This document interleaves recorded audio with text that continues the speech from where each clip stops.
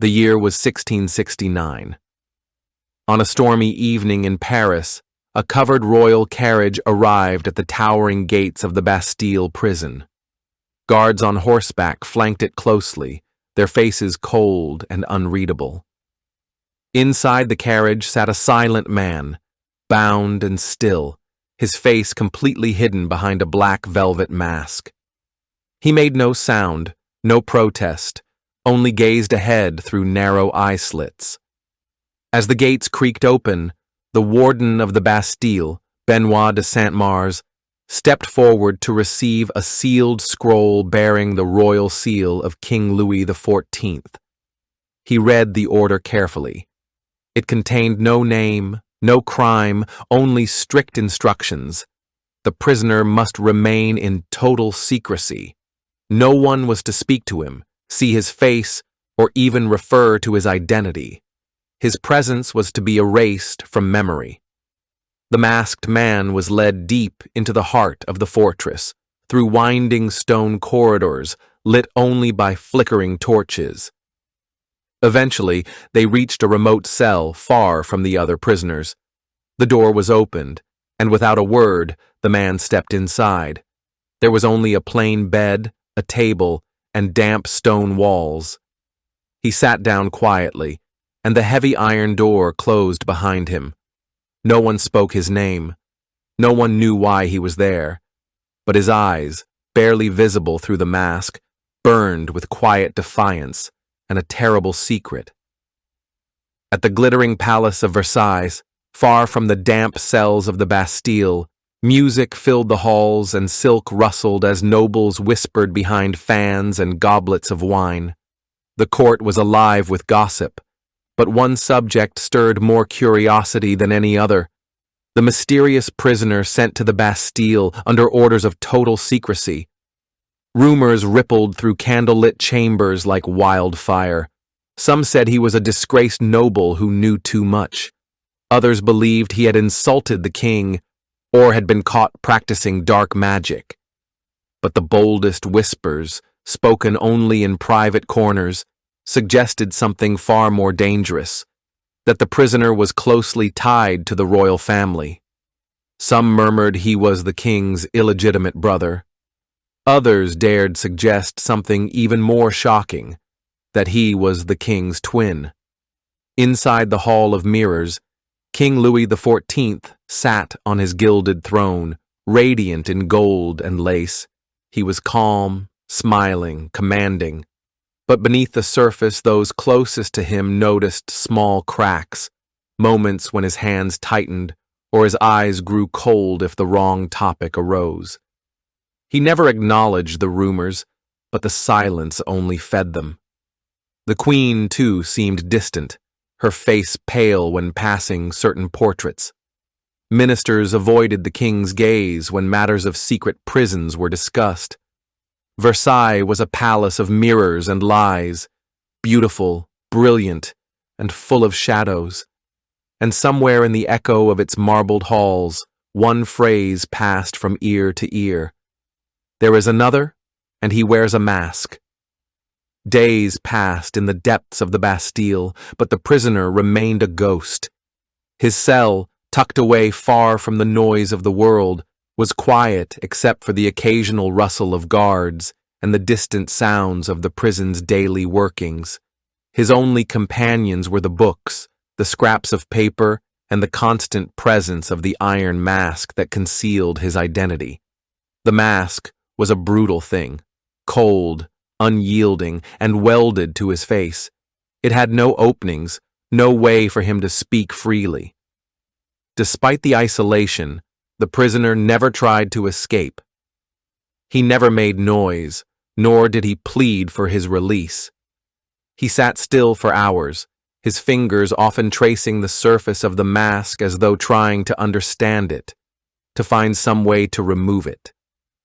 But it was hopeless. The mask was not just physical.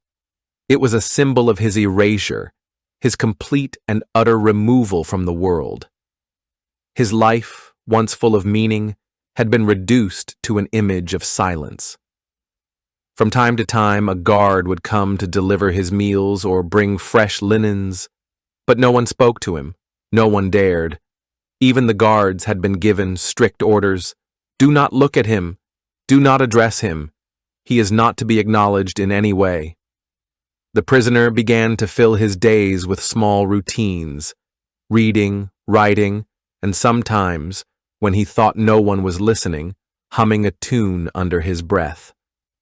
But it was the writing that kept him tethered to some form of life. With careful precision, he would scrawl words on scraps of paper, his hands shaking slightly, as he wrote letters no one would ever read. One evening, after a long silence, the prisoner paused his writing. He looked up at the narrow slit in the stone wall that let in the faintest sliver of light. For a moment, his mind wandered back to a time before the mask, before the silence. He thought of a life he could no longer remember, a life lost to the iron bands of fate. His fingers rested on the edge of the mask again. It was all he could feel, cold and unforgiving. Outside the cold stone walls of the Bastille, far from the locked corridors of royal power, a group of individuals gathered in secret. The rain had stopped, and the night was thick with fog, making the forest around them seem otherworldly. Hidden beneath the trees, shadows moved as quietly as whispers, and in the center of the clearing stood a small, flickering lantern. At the head of the group stood Philippe de Louvois, a former minister whose fall from grace had been swift and brutal. His fingers twitched with the nervous energy of one who had lost everything. Beside him was Jean Lassalle, a former musketeer who had once fought at the king's side, but now found himself a wanted man. The third figure, a cloaked woman with silver hair, was Madame de Brienne, a noblewoman who had fallen out of favor at court, but maintained a web of connections across Europe.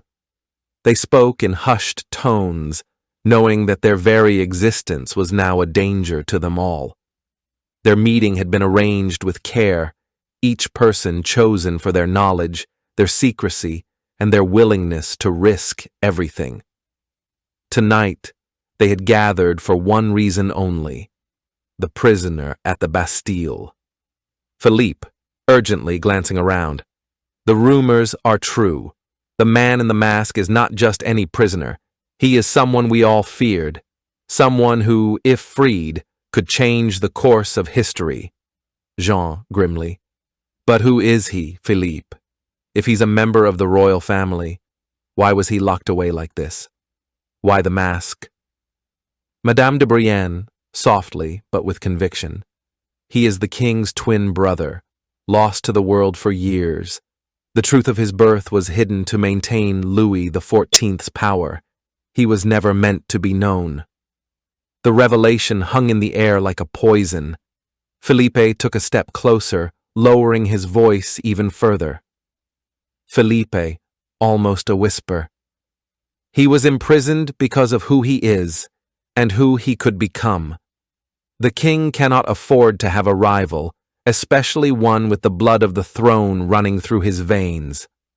The group exchanged glances. The plan was clear but treacherous. If the prisoner was truly Louis XIV's twin, then he had every right to claim the throne. The group's aim was not just to free the man, but to replace the king. But the risks were monumental. Failure meant death. Even a whisper of their conspiracy could lead to ruin. Jean, shaking his head. And how do we even approach this? The Bastille is impenetrable. The guards are loyal to death. Madame de Brienne, with a glint in her eye. Not all guards are loyal. Some can be persuaded. And I know of a way into the prison, one no one expects. Philippe nodded slowly. The plan was dangerous, but if they could free the prisoner, they could rewrite history. They would have to act quickly, and no mistakes could be made. As they dispersed into the fog, the weight of their secret pressed down upon them. In the distance, The lights of Paris flickered like stars, beautiful but far out of reach. The clock was ticking, and with each passing moment the chances of success grew slimmer. But for the first time in years, hope was kindling in their hearts. Hope for a world where the mask would no longer hide the truth. The night was their ally. Beneath a moonless sky, a heavy fog crept over Paris, swallowing the city in silence. The small group of conspirators, cloaked and hooded, moved swiftly through the streets, avoiding the usual patrols and slipping through shadowed alleys. Their destination, the Bastille. Philippe de Louvois led the way, his heart racing but his face steady with purpose. Jean Lassalle and Madame de Brienne followed closely behind. The plan had been set in motion days ago, and tonight was the night they would act.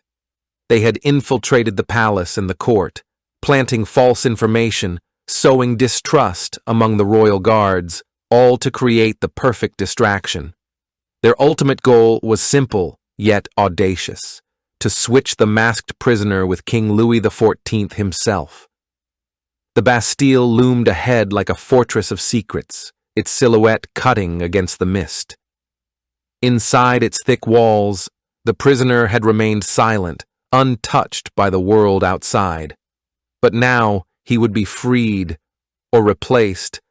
A different man would sit on the throne. As they neared the gates, Jean pulled a small iron key from his cloak. He had bribed a guard who had once been a fellow musketeer, and with the guard's assistance, they had managed to secure the key to a secret entrance, one that led directly to the prisoner's cell. They crept through the darkened corridors of the Bastille, each footstep muffled by the heavy fog that had crept inside. The atmosphere was thick with anticipation. Every shadow seemed to hide a soldier, every creak of the floor a betrayer. They had to move quickly. Time was slipping away. At the end of a narrow hallway, a single guard stood before the prisoner's cell. He didn't speak, only nodded as Philippe approached. He had been bribed too, and knew his part in the plot. With a soft turn of the key, the cell door creaked open. Inside, the prisoner sat on the edge of the bed, his face hidden behind the mask, his body still. At first, he didn't move, but then his eyes flicked up to meet Philippe's. There was no recognition in his gaze, only a quiet, solemn acceptance. Philippe stepped forward, his voice low. "You will be free soon. You must trust us." The prisoner's hands trembled slightly as he stood, his movements slow, deliberate. It was as if he had been waiting for this moment for years. He didn't speak, didn't ask questions. He only followed, the iron mask still fixed to his face, obscuring his identity from the world. Jean and Madame de Brienne watched as they moved quickly through the corridors, the plan unfolding as they had hoped. But then, as they reached the main hall, the one where they would exchange the prisoner for the king, something went wrong. A soldier, one not in on the plan, appeared from a side hallway. His eyes widened in surprise as he saw Philippe and the masked figure. Before he could shout, Philippe drew his dagger, his movements swift.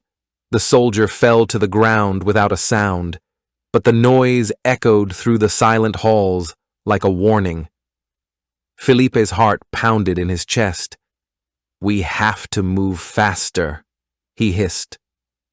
They reached the royal chambers just as the king's guards began to stir, alerted by the noise. In the dim light of the chamber, Louis XIV slept soundly, unaware of the treachery that was unfolding. The prisoner was quickly led to the bed, where Philippe replaced the unconscious king with the masked man. But as the last of the royal guards turned the corner, the switch was discovered. Philippe cursed under his breath. There was no more time. The prisoner's mask remained, his identity still a mystery. And as the door was thrown open, soldiers flooded into the room. "Betrayal!" shouted one of the guards. The king's true identity was immediately revealed. But the masked man did not resist. He was dragged away, as helpless as he had been when he first arrived at the Bastille. Philippe and the others were caught, imprisoned, or killed on the spot. Their plan had failed. The prisoner, once again, was locked away. But the mystery of the masked man did not die. It only deepened. The failure of the escape plan echoed through the halls of the Bastille like a deep, unyielding drumbeat. The conspirators, once full of hope and purpose, were swiftly and mercilessly apprehended. Philippe de Louvois was thrown into a dark cell, his spirit broken. Jean Lassalle was executed at dawn, his life snuffed out like a candle in the wind. Madame de Brienne was exiled, her wealth and power stripped from her. But the prisoner, still silent, still masked, was the one who paid the heaviest price. King Louis XIV's guards, now aware of the plot, wasted no time. They dragged the masked man from the royal chambers and whisked him away under heavy guard. The prison walls seemed to swallow him whole, and for weeks no word of his fate reached the outside world. The king's orders were clear. No one was to speak of the prisoner again. His existence was to be erased from history. XT an isolated fortress day. Somewhere far from the capital, in a remote and forgotten fortress, the prisoner was brought to a new prison. The walls here were thick, the air stale, and the silence even more profound than before. The only sounds were the distant calls of birds and the occasional creaking of the iron bars as the wind swept through the desolate landscape. This was no ordinary prison. There were no other prisoners here, no distractions. The masked man was kept alone, isolated from the world. His meals were delivered in silence, his guards never meeting his eyes, their faces as blank as the stone walls that surrounded him. And though he was confined, the world outside remained unaware of his existence. No one knew where he had been taken. His name was no longer spoken. The records of his imprisonment were lost, as if they had never existed. He was a shadow, a ghost, locked away in a forgotten corner of the world. Intius Fortress, cell. Months turned into years, and the prisoner's life fell into an endless routine of solitude. The iron mask, once a symbol of secrecy, had become his prison, his only companion. There were no mirrors, no reflections, no way to see his face, only the mask and the stillness of his cell. Sometimes he would sit by the small slit in the wall, looking out at the barren landscape. His eyes would search the horizon, as if waiting for something, anything, to change. But the world beyond was still, unmoving. He was a man without a past, without a future. Inti Fortress Night. One night, after years of silence, the prisoner's mind wandered back to the court at Versailles, to the life he had lost. He could barely remember his true name, but he knew one thing for certain. He had once been more than a prisoner. He had once been a man of importance. But that man was gone now, buried under layers of silence and years of captivity. And as the moonlight filtered through the small slit in his cell, he allowed himself to remember a single thought, one that had haunted him since the day he was locked away. Who am I? XT Fortress Graveyard. Years later, when the masked man's time finally came, there was no ceremony, no grand announcement. He was buried in a small, unmarked grave, the name on his tombstone no more than a single word: Marchioli. Whoever he had been, whoever he was meant to be, his identity was now lost forever. The royal records of his imprisonment were sealed, and those who had conspired to free him were forgotten. The man in the iron mask had become nothing more than a ghost, a whisper in the wind. Inti Royal Court, years later. In the glittering halls of Versailles, the mystery of the masked prisoner was little more than a distant story. The courtiers spoke of him in hushed tones, but few believed the rumors, and those who still dared to ask about the man with the iron mask were quickly silenced by the king's decree. "Forget him," Louis XIV would say. "He was never meant to be." But some mysteries refuse to fade. They linger, like shadows that stretch across the years, their true nature always just out of reach. Years passed, and the echoes of the man in the iron mask became little more than a legend, an enigma that no one dared to unravel. Versailles continued to hum with the splendor of the Sun King's reign, a time of opulence and power. But beneath the surface, a quiet unease simmered, as though the past had been buried but not forgotten. King Louis XIV sat alone in his grand chamber, his eyes heavy with the weight of age. The light of the candles flickered, casting long shadows on the walls of the room. The once vibrant Sun King, now frail and weary, was still surrounded by the trappings of power: silk, gold, and the whispers of courtiers who had long ceased to question his rule. But tonight, Louis was alone with his thoughts. His mind, clouded by time, drifted back to the secrets of his past, secrets he had tried so desperately to bury. The memory of his twin brother, hidden away behind the iron mask, had never fully left him. Though he had tried to erase the past, it still haunted him in the quietest moments. There were nights when the guilt gnawed at him, as if some part of him still recognized the injustice of what he had done. But the weight of his throne, the need to maintain power at all costs, had demanded the sacrifice of his own flesh and blood. Louis XIV whispers to himself, eyes distant, "I did what was necessary." But in his heart he knew the truth. He had locked his brother away for the sake of his own throne, condemned him to a life of isolation and silence.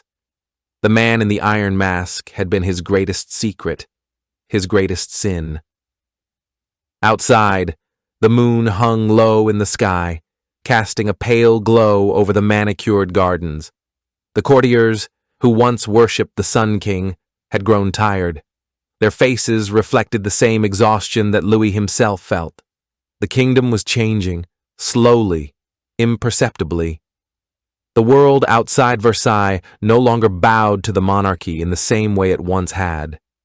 And so, the last secret of the royal family remained locked away, hidden beneath layers of lies and the weight of history. In the royal archives, deep within the bowels of Versailles, old documents were stacked in piles. Among them, buried under years of dust and neglect, was a forgotten letter, a letter written in the final days of Louis XIV's reign. It was addressed to no one in particular, its contents sealed in secrecy. The letter was short and simple, written in the same hand as the royal orders. It read, "To whomever finds this. The truth of my brother's imprisonment must remain hidden." The world was not ready for him. His life was sacrificed for the crown. Let history forget the man in the mask. Let him remain in shadow, as I remain in light. The world has no place for another king. No signature, no seal, just a name: Louis. Louis XIV died in his bed, his body frail and weak from the ravages of time. His passing marked the end of an era, but the mystery of the Iron Mask, the man he had locked away for the sake of power, remained unsolved. The secret died with him, locked away in the annals of history. In the years that followed, the name of the masked prisoner was slowly erased from the memories of the people. Historians would occasionally attempt to piece together his story, but their efforts were always stymied by the lack of records, by the silence that had swallowed him. The mystery of the man in the iron mask, once the subject of whispered rumors, became nothing more than a forgotten page in the long history of France. But every now and then, on the quiet streets of Paris, someone would glance at the shadows and feel as though something was watching, a presence in the dark corners of the city, a ghost of a time long past, lingering in the air. And in those moments, when the wind stirred the leaves in the trees, some would still whisper the name, the man in the iron mask. Thanks for watching. If you enjoyed this video, hit that like button, subscribe, and ring the bell for more. Let me know your thoughts in the comments. I'd love to hear from you. See you in the next one. Bye for now.